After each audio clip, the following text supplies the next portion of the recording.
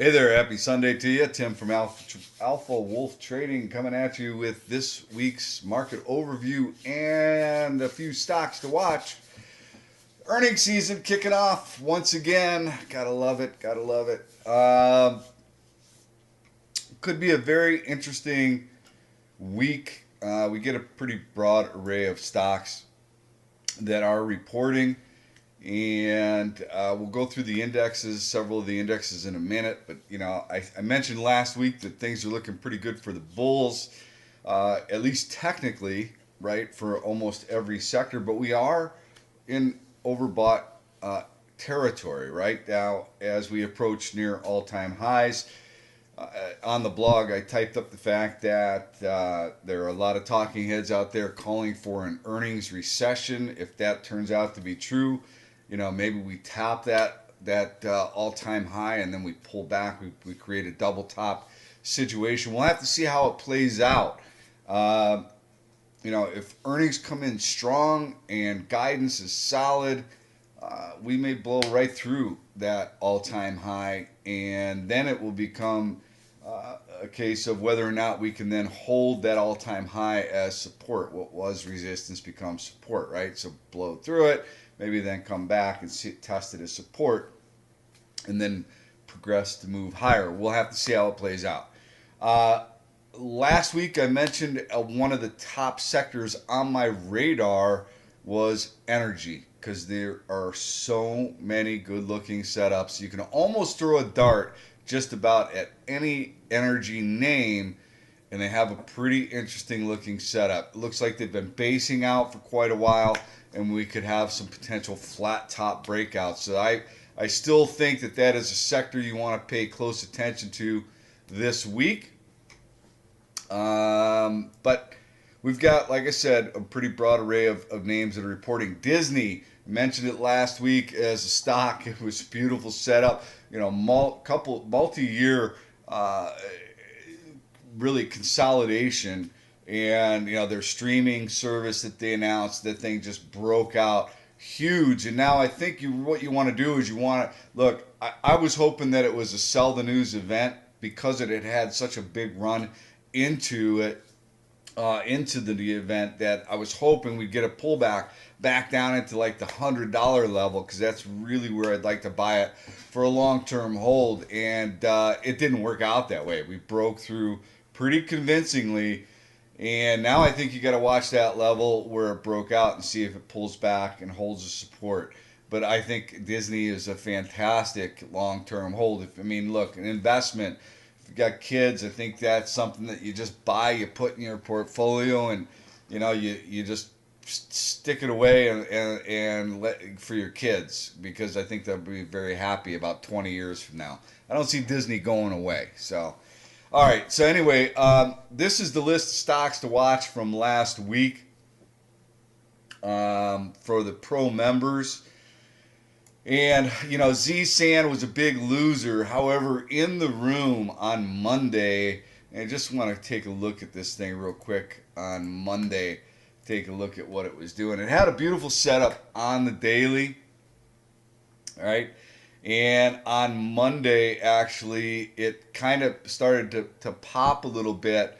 You're seeing this potential breakout. Maybe it was Friday, actually, that... no, I think it was Monday. So it started to break out Monday, and then it pulled back. 1, 2, 3, 4. Yeah, pulled back. But during that breakout in the trade room, we were watching it real closely, and I mentioned the fact that I looked to see if they had done a filing. They had an S3 filing. They clearly needed cash, so I was telling the guys and gal in the room that if you're looking to trade Z-San, day trade only, because they probably are going to do a capital raise. And sure enough, they did a capital raise, and that's why the stock got pounded. They priced it at 350. So you may be thinking, well, gee, if you thought that, why didn't you short the stock? And that is a possibility. I could have gone short on the stock, knowing that they were going to do a capital raise. But sometimes a capital raise isn't necessarily something that hurts the stock. They could have done a cap raise and priced it at $5, right? If they priced it at $5, then the stock actually could have wound up going up as opposed to down, right? It came down to where they priced it, and I didn't know where they were going to price it, that they were going to price it at 350 or whatever. But that's why it's not always just an easy, well, gee, if you know they're going to raise capital, let's short the stock, because you can get burned on that too. So let's go ahead and take a look. Go back to the to that list. Hold on a second here. Had a couple of, this CPG oil and gas name, nice move. FTEK, which is extended, still up for the week, but it was quite a bit extended on the daily.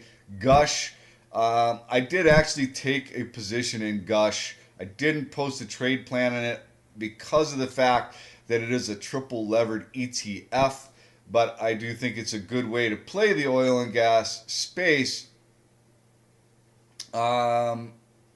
If you don't want to pick out a specific stock. So I just took a little position in Gush, but there are some other individual oil and gas names that I happen to like quite a bit. XELA, I actually added to my position this week on a pullback to, I think it was 375, and I'm looking to build out that position. It's more of a longer term hold. Hold play for me that I'm trying to build out a full position in, and I like to buy things on pullbacks. I have a trade plan for it. I know what my risk reward is, and as I'm building it out, I know the levels that I want to add to the position, and that of course increases my risk reward because I'm bringing down that dollar cost average. I know ultimately where I would get out and just take a loss, but I also know where my targets are. And I think this is an underfollowed name, underappreciated name that it could be it's a thin trading stock, but one that I'm definitely building a position in. Okay, so let's talk about economic calendar. We've got industrial production, capacity utilization, home builders index, trade deficit news, beige book, wholesale inventories, jobless claims, retail sales ex autos, business inventories, housing starts, and building permits. So we do have some economic data that could impact the markets this week. I think the primary focus is going to be earnings, and there are several names that I am keeping an eye on. There are a lot of names that are reporting that I'm sure are worth paying attention to, like Citi and Goldman Sachs and Morgan Stanley and BlackRock and all those guys. That's going to be important. Johnson & Johnson, right? IBM, CSX, United Airlines. I mean, there are a lot of big names that are reporting that I think. American Express, these are names that you want to keep a close eye on. Intuitive Surgical. So we've got a pretty broad array for different sectors, and I think those are names to definitely keep an eye on. They're not my primary focus for potential trading opportunities, but there is, and I have a small list of stocks that are there, and then I've got one bonus stock for you all that I'm going to be giving the pro members this week that I just happen to really like quite a bit, and we'll see how it plays out. All right, so that is the economic calendar. Let me get out of here and let's pull up the different sectors and take a look. So IWM, I think, is in an interesting area. It's one that I think we want to keep a pretty close eye on. Really has kind of lagged the S&P and some of the other sectors. I think that we want to see this break through the 200-day with some authority, but could wind up coming into some resistance at this little trend line right here. But small caps, I am definitely keeping an eye on. If it breaks down below the 50-day, that would be somewhat concerning to me. Bots will, so I have bots up here. It's a very thinly traded robotics ETF, but it moves in sync with the SMH, the semiconductors, right? So artificial intelligence and robotics. If SMH continues to plow to new highs, bots could potentially come back up and test this area here. So worth keeping an eye on bots. IYT continues to show strength, right? Broke over this trend line, broke over the 200-day, consolidated a bit, and then broke out last week. So we are coming up into an area of potential price resistance. We've got a nice round number, 200 overhead. We'll see if it finds resistance there. QQQs, right? We did break out above this trend line, and we are kind of grinding our way higher, but we are testing this trend line, and so far this seems to be acting as resistance. So wouldn't be totally shocked if we were to see a bit of a pullback here, especially if Netflix winds up disappointing, right? Maybe that puts some pressure on the Qs, so keep that in mind. Robo is another robotics, artificial intelligent play. Again, correlated with this SMH. And you see SMH, we broke out clean and we consolidated a little bit, got some follow through last week, looking pretty strong there. S&P 500 with, we are real close to testing those all-time highs. Are we going to blow through them and rip to new highs? We'll have to see how it plays out. You got the 50 that crossed above the 200-day. That's the golden cross. If the earnings recession doesn't happen, if we get some really good numbers from some of these big boys that are reporting this week, and we get a good guide, we could see money start to chase to get back in the market, because there are a lot of people, I believe, that are on the sidelines because of this huge rip, and everybody's been looking for the pullback, right? We're overdone, we're overbought, we're overextended, we need to pull back. And so I think a lot of money went to the sidelines, went to other spaces, and I think people could be underinvested, and if this thing really starts to rip, you're going to see money, I think, chase performance. So we'll have to see how it plays out. TAN, I put this up because there are several solar stocks that look pretty good. First Solar, I think, got an upgrade last week, and that got a little boost, had a nice little move. So I think there are some stocks within the solar space that look compelling technically and worth taking a look at that sector, especially if oil continues to rise, right? Oil continues to rise, then, maybe solar becomes more popular and that type of thing. So TVIX and TZA, I put this up here. Look, we have no volatility right now. But if we get a bunch of big disappointments in earnings and a bunch of big guide downs, then maybe we see volatility come back into play and we see a spike in TVIX. IWM, if that breaks down, then we look for a bounce up from TZA. I mean, we want to keep those things at least in the forefront of our mind, that if the markets do start to roll over, these are a couple of opportunities for short-term trades. XHB home builders coming up into an area of potential trend line resistance. Impressive move. We'll see what those housing starts and building permits look like. But XHB continues to move higher. We do have a golden cross there as well. XLB building materials have been consolidating a little bit, got a little bit of a pop. I have a couple of names for the pro members in the building materials space that I happen to like, but this is looking pretty healthy here. XLE, I mentioned energy is a space that I think you want to keep a pretty close eye on, and after the mammoth deal that happened on Friday, it's my belief that that even fuels it more for me, right? You have this huge acquisition merger announced on Friday in the space. Chevron, buying what was it, Apache or Anadarko, one of the two. So I think that that's just the beginning.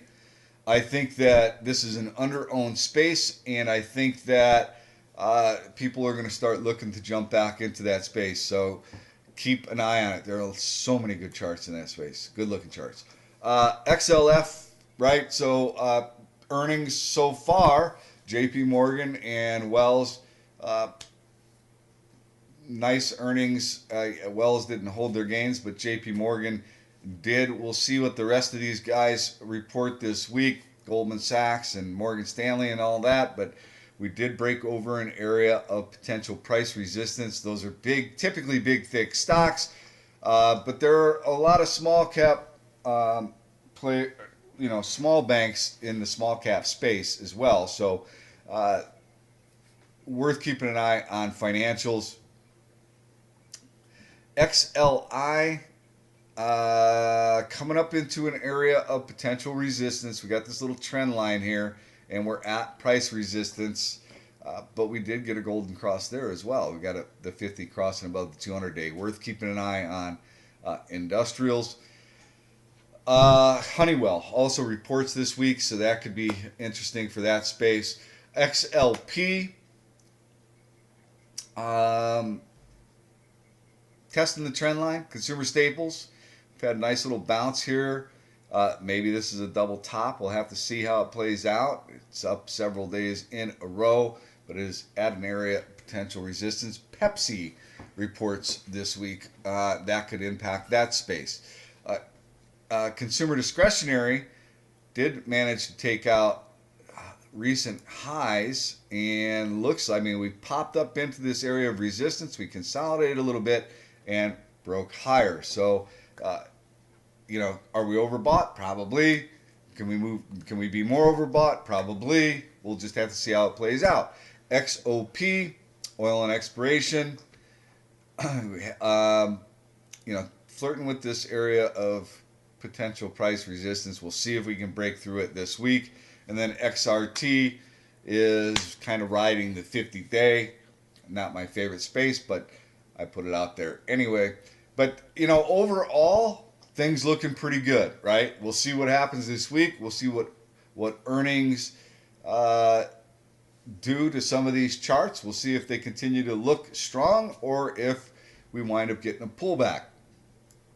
All right, so let's take a look at, real quick, let's take a look at, I do this every week, T2107, T2108, right? See, remember, above 70, we're maybe getting overdone and, looking to lock in some profits.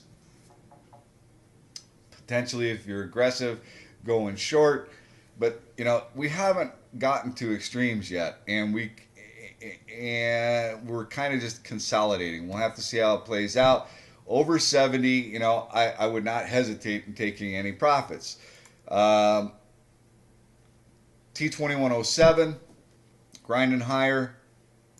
McClellan indicator, oscillator, not showing any fear, which is, we saw that with TVIX. But, things aren't at an extreme. We're not extremely overbought. But we're inching higher. We'll have to see how it all plays out. Okay, so let's take a look real quick at the stocks that are reporting earnings this week that I could be interested in potentially trading. And APHA, this has been consolidating now for almost 3 months, sideways on top of the 50 EMA.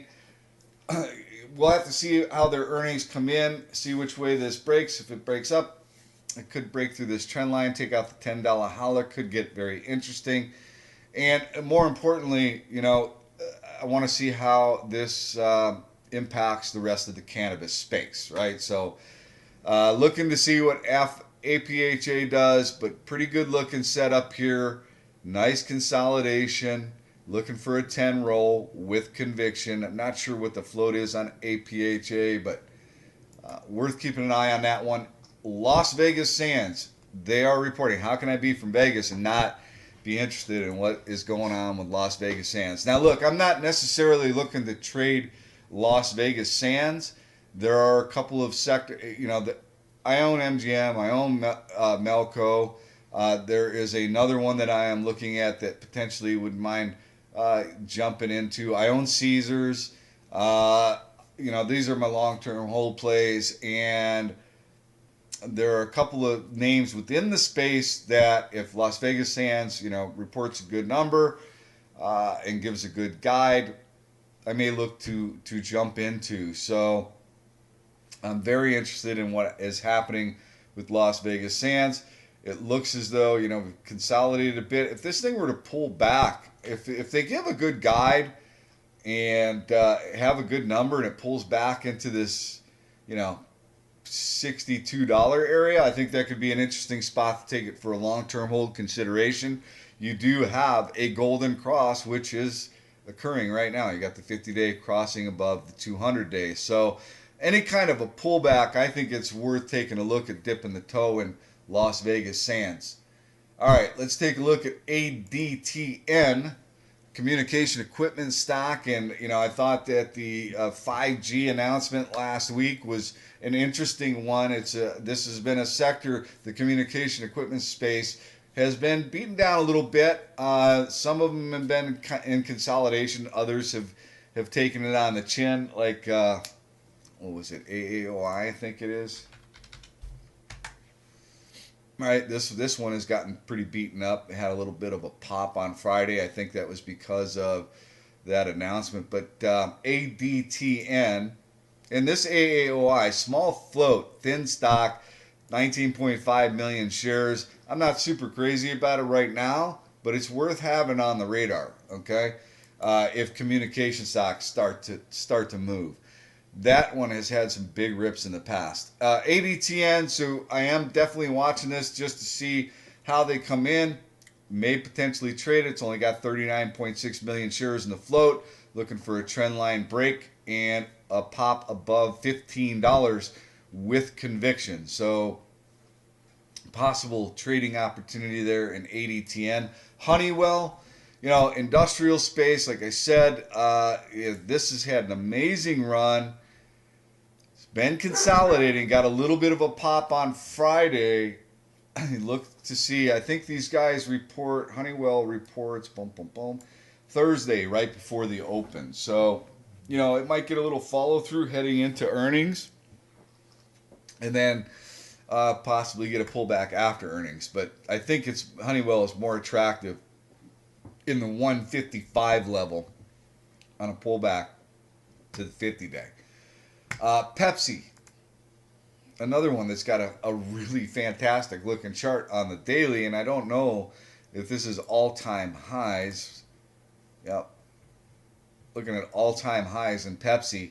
It's a great looking setup on the daily time frame, right? Big, thick stock, much more of a swing or long-term hold consideration, but been riding the 20-day pretty nicely. If this thing were to give a good guide and a decent earnings and pull back to the 117 area, that could be an interesting spot to maybe dip the toe for a long-term hold or swing. Schlumberger. Oh, that's not Schlumberger. Hold on a second. They are reporting Thursday as well, and it's SBG. Oh, no. Maybe it's SGB. Oh, come on.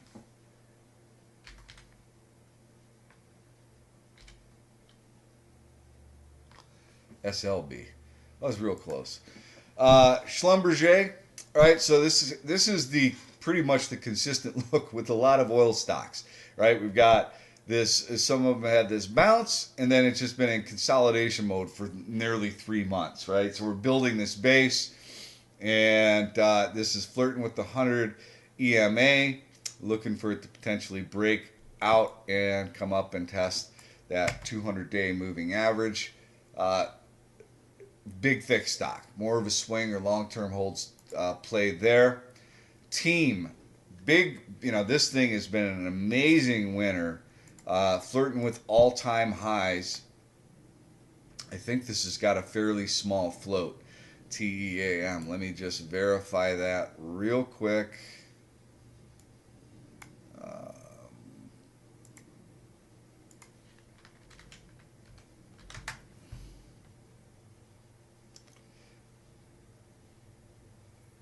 Yeah, shares outstanding. 120. It's not small. It's not that small. It's 110 million shares. So I mean, it's actually, but to me, 100 million under is fairly small float, and this thing has been just a beast, right? And it's flirting with all time highs. Worth keeping an eye on this one. Takes out 115. Who knows? You're in blue sky territories. If it pulls back to the 105, 106, maybe even the $100 mark. I think $100 mark would be an interesting spot for potential support. I like those big round numbers. So worth keeping an eye on. Team. And then one more is Netflix. Right, got whacked last week because of the Disney streaming service deal. If these guys give a good guide and have, positive comments, and a plan, even with Disney coming out, you could see this thing break out too. I mean, break over 378, and I think it's going to maybe go test those highs over at 417 or so. If they disappoint, could you get a pullback to the 290, 300, 280 area? Anything's possible, right? So it's consolidating, and it's got a fairly thick, but this is a very liquid stock. So if they surprise to the upside and guide higher and the stock rips, could be a good swing for a few days. And if they disappoint, could be an interesting short. We'll have to see how it plays out. Now, let me give you the bonus stock that I'm going to be giving the pro members. So AMC has an event this week. AMC actually has a fairly small float, I think. Let me take a look. So there are 51 million shares in the float on AMC. And, here is my thinking on AMC. You've got the blockbuster summer season coming up with, all the big movies. I mean, you got Avengers Endgame, which is like, breaking websites and stuff like that with their early ticket sales. Estimated to be a huge opener. These guys, what you don't hear very much of anymore? You don't hear very much about Movie Pass anymore, right? These guys did their own thing. They have a lot of debt. I understand that is an issue, right? They have a lot of debt, but they also have really good cash flow. So they have an analyst meeting this week. I think it's on Wednesday. What do I like about it technically?